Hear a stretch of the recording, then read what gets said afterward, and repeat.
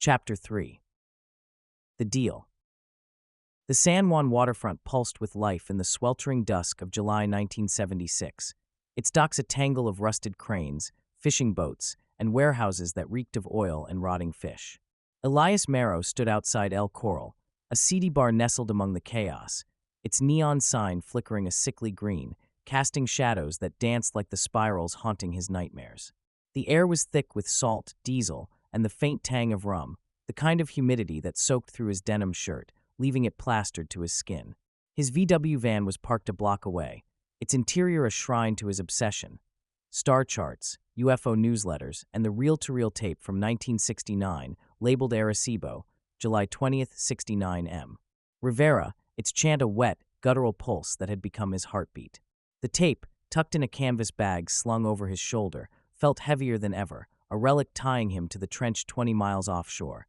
The Luz del Abismo, the god Miguel Rivera had warned was no ship, but a presence, alive and watching.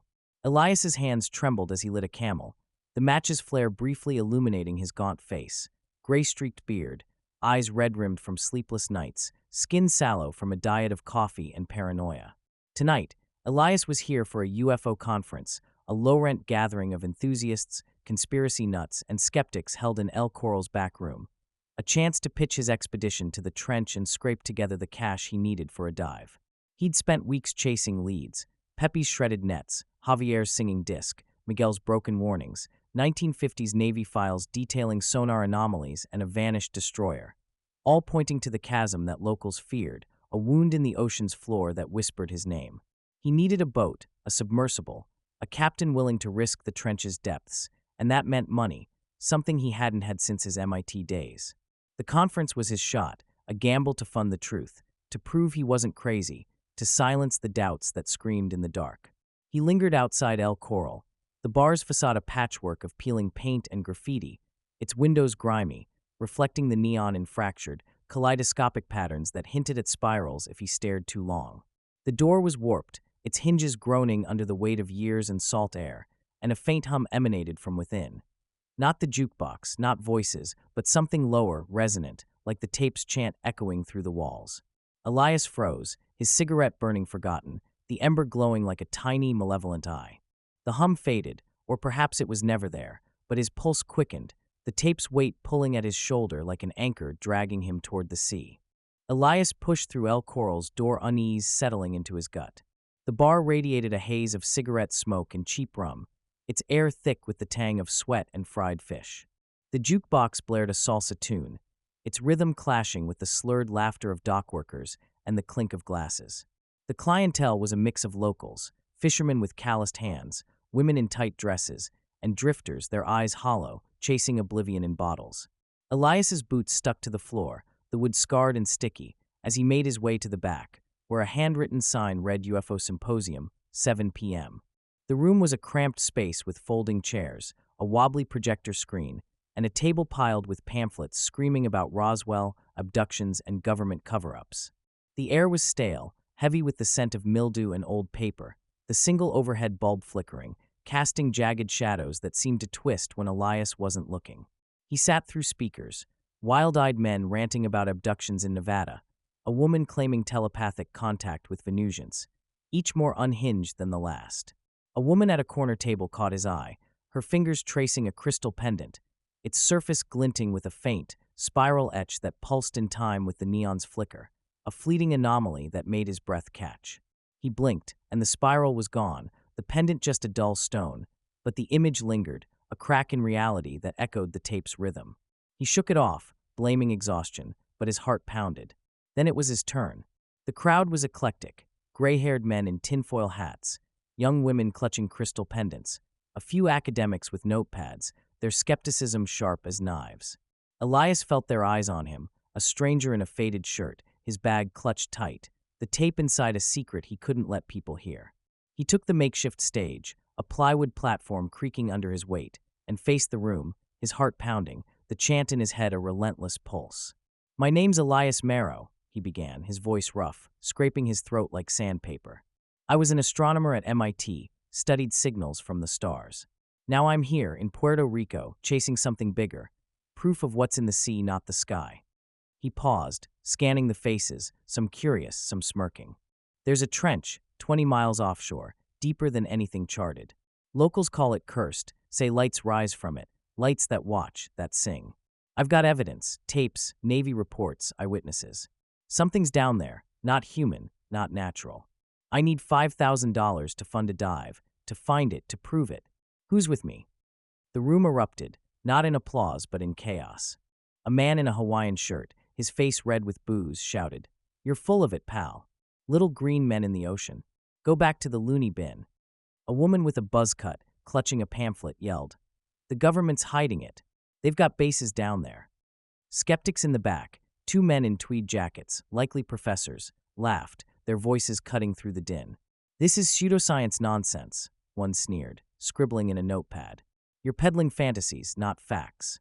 Elias gripped the edge of the podium, his knuckles white, the heckling a mirror to the MIT faculty meetings that had buried his career.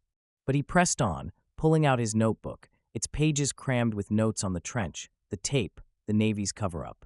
"I've got a tape from Arecibo, 1969, he said, raising his voice, the chant in his head louder now, drowning the jeers. "A signal, 430 megahertz, no known source, a chant that's not human. I've got Navy files from the 50s, sonar anomalies, a destroyer gone, classified and buried." He read the relevant passages, the audience increasingly drawn in, gears fading. "Fishermen sea lights, kids sea discs." He read off the quotes from his notes, noting the names, dates, and times of the sightings. "This isn't a story, it's data, it's real. I need a submersible, a captain, to dive the trench. $5,000 gets us there. Who's in?" He held up the notebook, its spirals catching the dim light, a challenge to the room. A few hands went up, tentative, trembling. A man in a trucker hat pledged $200, his wife nodding beside him. A woman with dreadlocks offered $500, her eyes wide with belief. A teenager in a Metallica shirt tossed in $50, muttering about cool alien shit.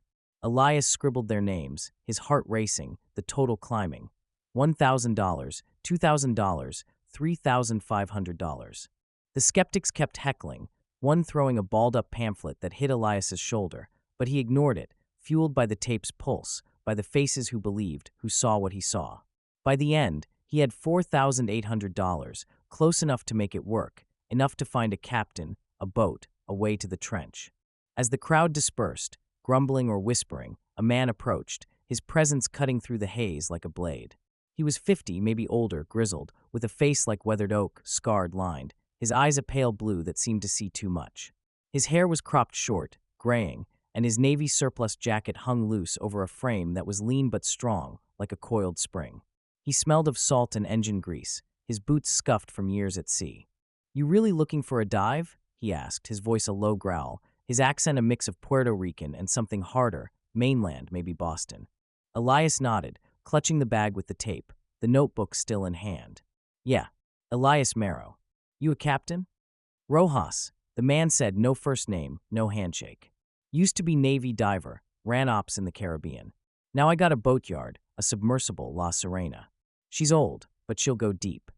He paused, his eyes flicking to the notebook, the spirals visible on the open page. "Heard you talk about the trench. I know it. Bad water, bad stories. Why you want to go there?" Elias hesitated, the chant in his head a warning, but he needed Rojas, needed the dive. "I've got proof," he said, lowering his voice, aware of the skeptics lingering nearby. "Signals, lights, something down there. Not human. I need to see it, record it. I've got $4,800 cash for you and your sub. You in?"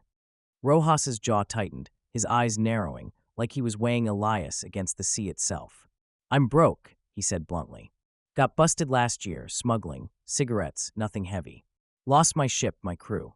La Serena's all I got left, and she ain't cheap to run. $5,000's barely enough, but," he trailed off, glancing at the bar, where a cracked mirror reflected the room, its surface catching the neon in a way that made Elias's stomach lurch. A spiral, faint but unmistakable, etched in the glass, identical to his sketches. "I'll do it," Rojas said, pulling Elias's attention back. "But the trench ain't just deep. It's wrong. You sure you want to meet what's down there?" Elias swallowed, the spiral in the mirror burning in his mind, a sign he couldn't unsee. "I'm sure," he said, his voice steady despite the tremor in his hands. "When can we go?" "Week," Rojas said, pulling a crumpled business card from his jacket, the words Rojas Boatyard barely legible. "Meet me at my yard, Loiza. Bring the cash, no checks, no promises." He turned, his boots heavy on the floor, and disappeared into the bar's haze, leaving Elias alone with the tape, the notebook, and the spiral in the mirror, a crack in reality that whispered of the trench, of the god waiting below. Elias stood frozen, the chant louder now, the spiral a confirmation, a warning, a promise. He was closer than ever, the expedition real, the dive within reach. But the etched spiral in the mirror arrested him, searing his brain. He stared at it, lost in time, until gently ushered out by the bouncer, the evening gone. He blinked, finding himself staring out into the deep night sky, drowning in a sea of stars. The neon glow of La Luna Bar flickered against the Arecibo night, its sign casting a pale halo over the gravel lot where Elias Mero parked his VW van. It was July 1976, the Puerto Rican air thick with humidity, salt, and the faint rot of seaweed carried from the Atlantic, a reminder of the trench 20 miles offshore, the chasm that haunted his every thought. The van's engine ticked as it cooled, its interior a cluttered shrine to his obsession. Star charts taped to the walls, their red ink bleeding. UFO newsletters stacked like a paper graveyard. And the reel-to-reel tape from 1969, labeled Arecibo, July 20th, 69 M. Rivera, its wet, guttural chant a pulse that had rooted in his chest, a siren song to the Luz del Abismo, the light of the abyss. Elias stepped out, his boots crunching on gravel, the canvas bag with the tape slung over his shoulder, its weight heavier than physics allowed, like it carried the trench's own gravity. His denim shirt was damp with sweat, his beard itched, his eyes burned from sleepless nights. But the $4,800 he'd scraped together at the San Juan UFO conference burned hotter, a lifeline. Elias was here to see Rosa Delgado, the bartender, his lover, who'd connected him to Miguel, whose warnings about the sea's hunger had done nothing to slow his descent. He needed her support, not just for logistics, finding supplies, maybe a contact in San Juan, but for something less tangible, a grounding force against the chance pull, the dreams of drowning in a sea of stars, the salt on his lips, the unplugged radio spitting the signal. Rosa was practical, skeptical, a single mother who didn't buy his UFO talk but saw the fire in his eyes, the same fire that had broken her cousin Miguel. Elias pushed through La Luna's door, the bar a haze of cigarette smoke and rum, its air thick with the tang of fried plantains and sweat. The jukebox played a slow bolero, its mournful notes weaving through the laughter of fishermen and the clink of glasses, a contrast to the urgency pounding in Elias's chest. Rosa stood behind the bar, pouring a shot of rum for a regular, her braids swinging, her apron stained with grease and beer, the La Luna logo faded but defiant. Her dark eyes flicked up as Elias approached, smiling with a mix of hope and exasperation, like she'd both hoped he'd show up and leave town. "You again," she said, sliding the shot to a grizzled man with a missing finger, her voice sharp but tired, her accent thick. "Thought you'd be halfway to the moon by now, chasing your little green men," she said in challenge, thrusting out a hip as she wiped her hands on a rag, her movements brisk, but her eyes held a flicker of hope, a crack in her tough exterior. "No green men," Elias said, sliding onto a stool, setting the canvas bag on the bar, the tape inside a silent weight that seemed to hum, though he knew it was still. "I'm going to the trench, Rosa. Got the money, got a captain, a submersible. Diving next week." His voice was steady, but his hands twitched, itching for a cigarette, for the notebook in his bag where he'd scrawled spirals, Navy reports, and Javier's tale of a singing disc.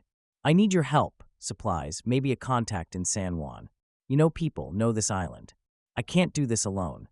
His eyes roved of her body, the memories came unbidden. Rosa's hands stilled, the rag dropping to the bar, her expression hardening.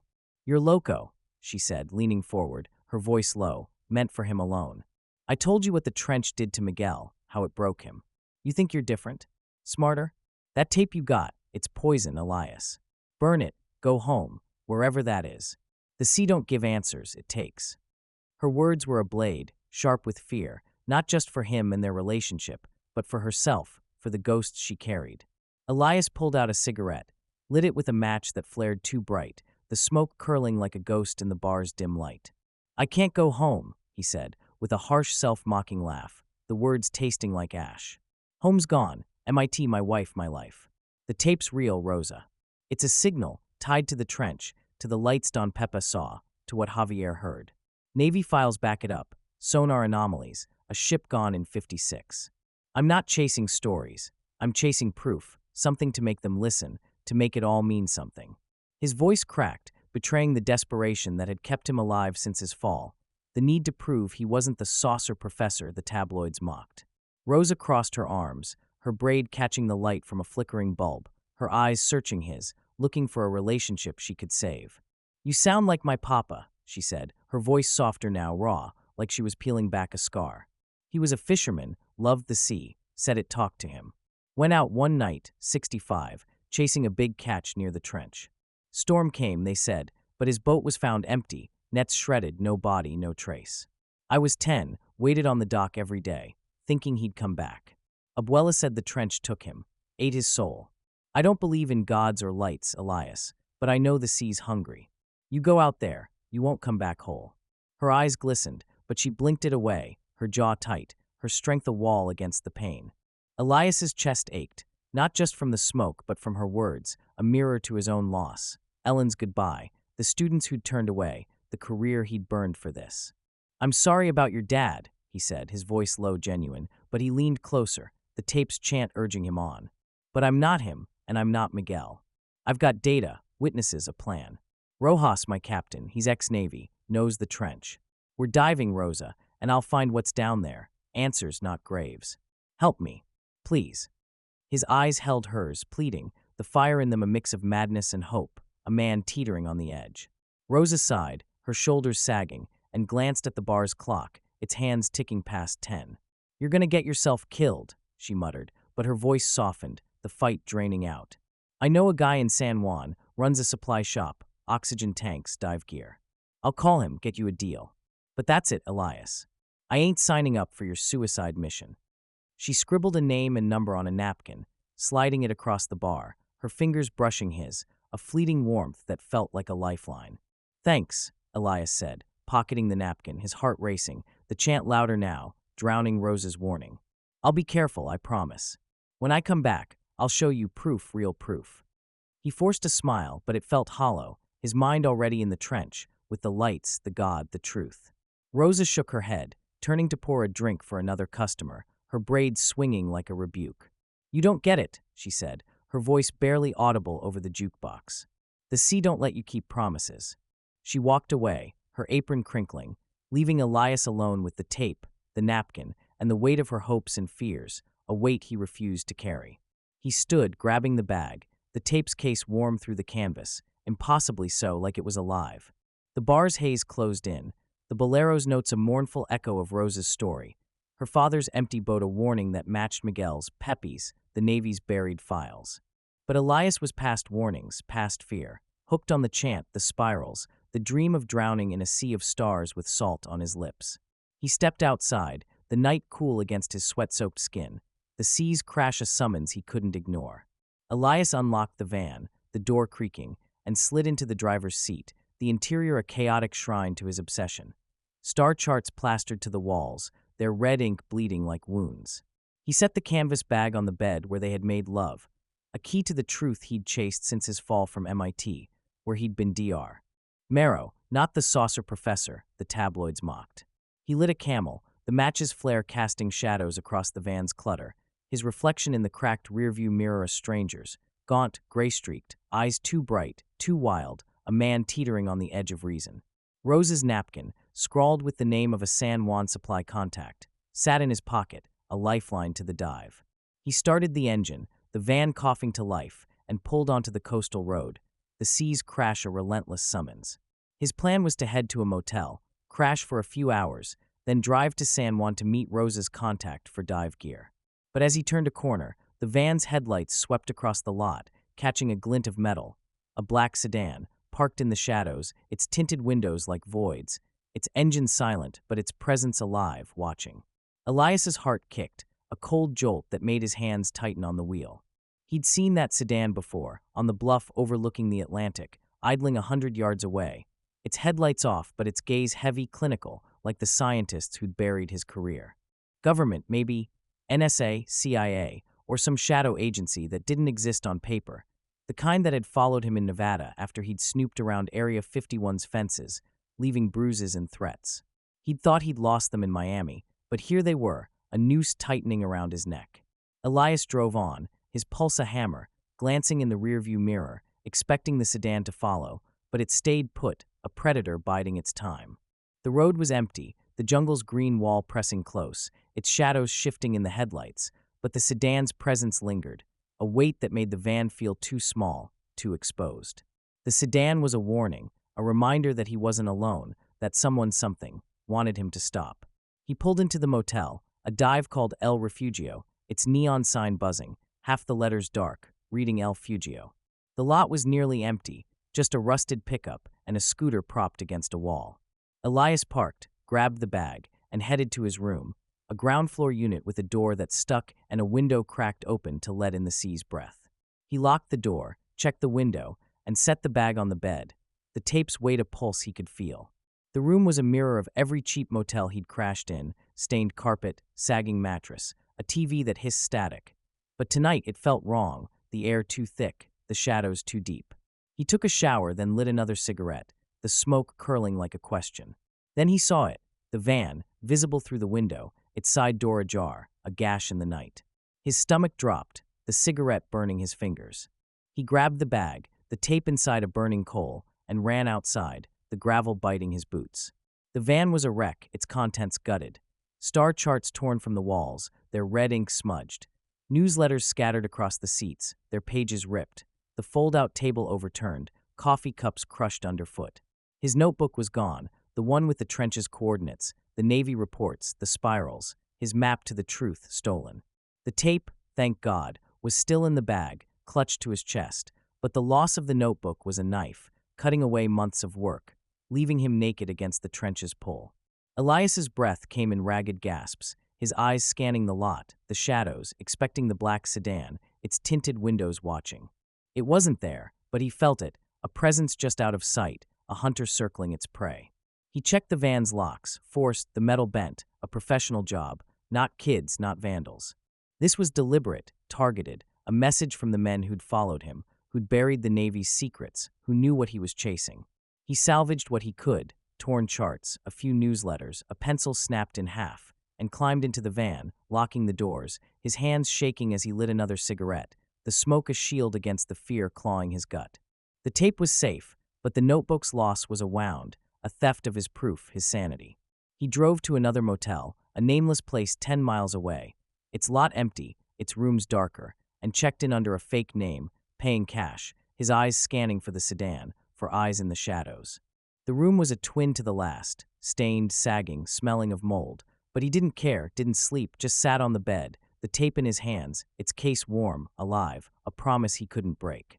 Elias opened his bag, pulling out the few pages he'd kept separate, scraps of Navy reports he'd tucked in his jacket, their words, a cheap spiral-bound thing from a gas station, rewriting what he could remember. Pepe's light, Javier's disc, Miguel's god, the sonar pings, the vanished destroyer.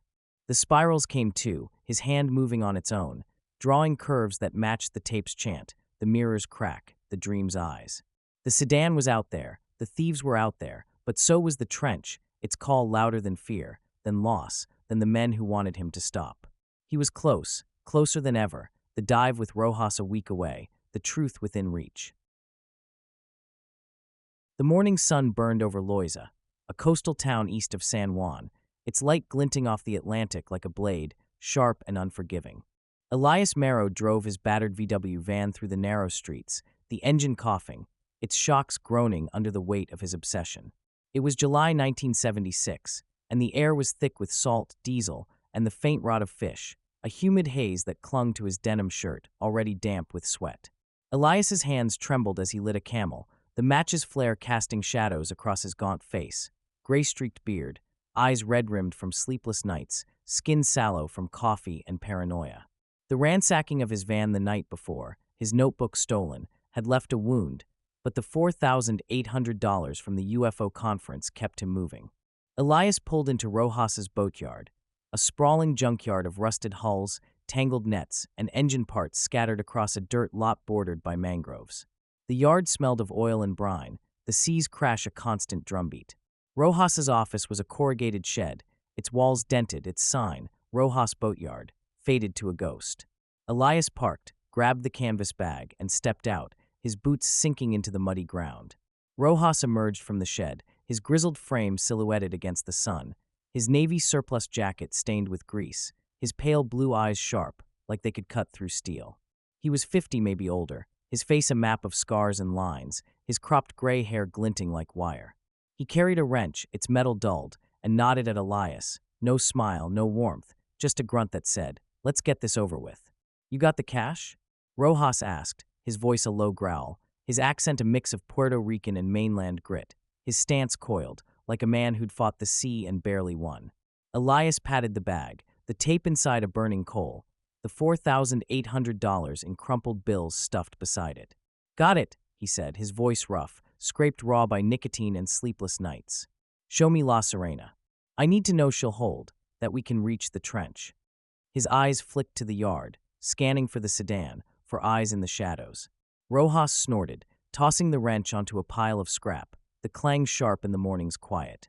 "She'll hold," he said, leading Elias through the yard, weaving past rusted propellers and nets tangled like spiderwebs.